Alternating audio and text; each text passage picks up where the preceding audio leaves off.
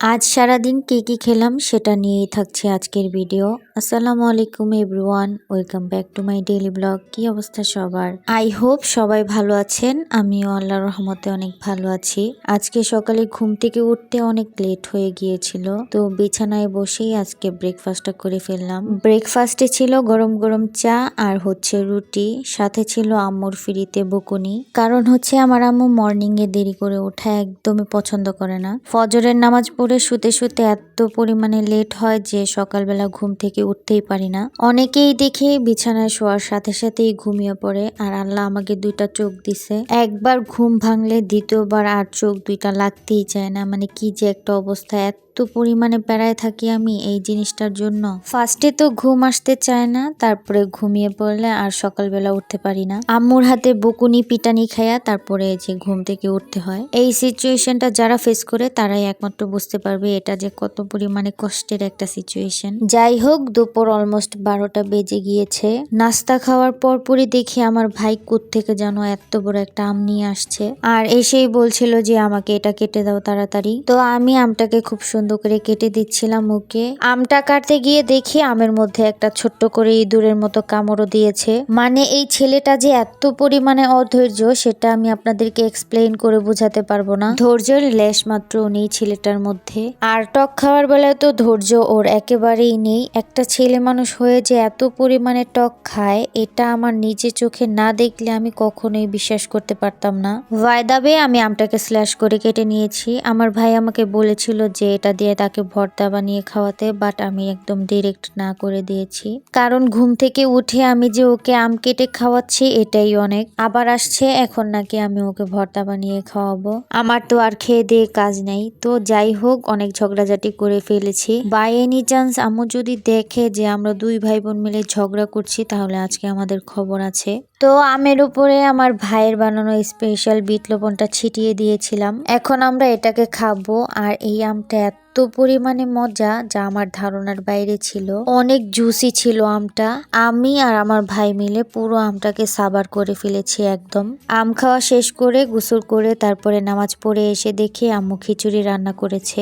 খিচুড়ির সাথে ছিল খাসির মাংস, যেটা আম্মু একটু ঝোল আর হচ্ছে আলু দিয়ে রান্না করেছিল। খিচুড়িটাকে আরো এনজয় করে খাওয়ার জন্য সাথে ছিল পেঁয়াজ, শসা আর হচ্ছে লেবু। লেবু না হলে তো আমার খিচুড়ি একদমই খেতে ভালো লাগে না। তো আমি প্লেটটাকে খুব সুন্দর করে সাজিয়ে নিচ্ছিলাম। অনেকেই দেখি ভুনা খিচুড়িটাকে অনেক পছন্দ করে, বাট আমার ভুনা খিচুড়ি থেকে পাতলা খিচুড়িটা অনেক বেশি ভালো লাগে। খিচুড়ি আর খাসির গোস্তটা অনেক মজা হয়েছিল খেতে, এক কথায় অসাধারণ। আর হ্যাঁ, কারা কারা আমার মতো খিচুড়ি লাভার তারা অবশ্যই কমেন্টে জানাবেন। দুপুরে খাওয়া দাওয়া শেষ করে একটু রেস্ট নিয়েছিলাম, তারপরে সন্ধ্যাবেলা খেয়েছিলাম এই পানিপুরিটা। আমাদের এলাকার মধ্যে এই ফুচকা আর পানিপুরির দোকানটা অনেক নাম করা, আর ওনার ফুচকা আর পানিপুরিটা এত পরিমাণে মজা হয় যা বলার বাহিরে। বিশেষ করে টক পানিটা অনেক বেশি মজা হয়, আর আমার মতে ফুচকার মধ্যে টক পানিটাই হচ্ছে মেন। টক পানিটা যদি মজা না হয় তাহলে আমার ফুচকা খেতেই ভালো লাগে না। আমরা সব কাজিনরা ফুচকা আর হচ্ছে পানিপুরিটা খুব মজা করে খাচ্ছিলাম। রীতিমতো আমরা সবাই কাড়াকাড়ি করে ফুচকা আর পানিপুরি খেয়েছি, আর এই কাড়াকাড়ি করে খাওয়াটা হচ্ছে আমাদের জন্মগত অভ্যাস। তো যাই হোক, ফুচকা খাওয়া শেষ করে দেখি বাহিরে তখনও বৃষ্টি পড়ছিল, আর এই ঠান্ডা ওয়েদারে যদি একটু গরম গরম স্যুপ খাওয়া যায় তাহলে তো আর কোনো কথাই নেই। তো চলে গিয়েছিলাম রান্নাঘরে আর গরম গরম স্যুপ বানিয়ে খেতে বসে পড়েছি। এই স্যুপটা আমি খুব সিম্পল ওয়েতে রান্না করেছি, যেটার ভিডিও আমি আমার ফেসবুক পেজ, তারপরে হচ্ছে ইউটিউব চ্যানেল আর হচ্ছে টিকটকের মধ্যে খুব শীঘ্রই আপলোড করে দেব। স্যুপ খাওয়া শেষ করে দেখি আমার ভাই আমার জন্য এই পাওয়ার ড্রিঙ্কটা নিয়ে আসছে। আমার ভাই আমার থেকে অনেকটা ছোট, বাট ওর আর আমার মধ্যে অনেক ভালো একটা বন্ডিং আছে। ওয়াইদাবে রাতের ডিনারে খেয়েছিলাম গরম গরম ভাত, তার সাথে ছিল লোটে শুটকি, যেটা আম্মু পেঁয়াজ আর হচ্ছে আস্ত আস্ত রসুনের কোয়া দিয়ে তারপরে রান্না করেছিল। বরাবরই আম্মুর হাতের এই শুটকিটা অনেক বেশি মজা হয়, আর আজকেরটাও এর ব্যতিক্রম হয়নি। আপনারা জাস্ট এই শুটকির কালারটা দেখেন কতটা পরিমাণে সুন্দর হয়েছে।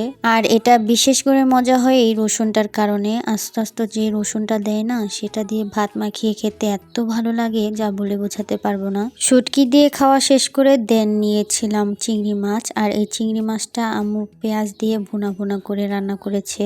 আর এই তরকারিটাও মাশাআল্লাহ অনেক বেশি মজা হয়েছে। আর চিংড়ি মাছ তো আমার অলওয়েজ পছন্দের, সেটা যেভাবেই রান্না করা হোক আমার অনেক ভালো লাগে খেতে। আমার অনেক অ্যালার্জির প্রবলেম, বাট তাও আমি এই চিংড়ি মাছটা খাই। যত যাই হয়ে যাক চিংড়ি মাছ খাওয়া ছাড়া যাবে না, মানে এরকম হয়েছে আমার বিষয়টা। চিংড়ি মাছ দিয়ে খাওয়া শেষ করে তারপরে নিয়েছিলাম এই মুরগির গোস্তের ভুনাটা, আর এটাও আম্মু পেঁয়াজ দিয়ে ভুনা ভুনা করে রান্না করেছে।